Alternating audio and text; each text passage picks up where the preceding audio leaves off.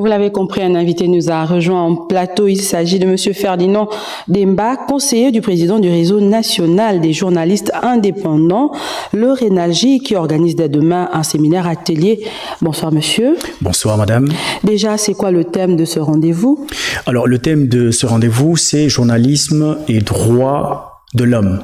Il faut dire que le réseau des journalistes, le réseau national des journalistes indépendants, organise un séminaire atelier de formation qui tiendra compte à la fois des techniques journalistiques et également de la connaissance des droits de l'homme. Il y a trois sous-thématiques en vérité qui vont être animées par trois sommités, en tout cas en ce qui concerne le droit.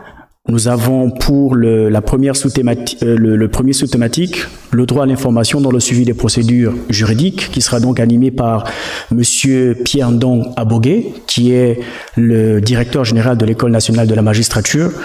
Il y a également comprendre le journalisme, maîtriser les techniques d'écriture journalistique, qui sera animé par Marc Ulrich Malekou Mamalekou, qui est donc le directeur de publication de Mazlek Info et qui est également un ancien journaliste d'Africa numéro 1. Il y a donc la dernière thématique qui, elle, portera sur la présomption d'innocence, animée par Juste Mbouroué, qui est magistrat, mais surtout président de la Cour criminelle spéciale. Donc, le séminaire aura lieu du 28 au 29 mars prochain, donc à partir de demain, à la salle de conférence de l'École nationale de magistrature, à partir de 10h30. Et quelle est la cible que vous souhaitez atteindre ? Alors, le séminaire est ouvert normalement pour les journalistes. Ce sont eux qui vont être formés, qui vont être édifiés par l'ensemble des experts qui ont été invités par le RENALJI. Mais le séminaire est également ouvert aux étudiants, donc des universités et grandes écoles, aux acteurs de la société civile, en tout cas ceux qui sont dans le domaine du droit, donc qui défendent les droits de l'homme et autres.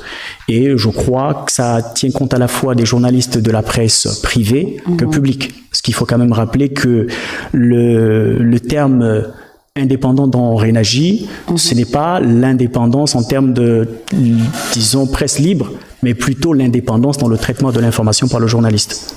Merci beaucoup, Monsieur Ferdinand Demba, pour ces informations.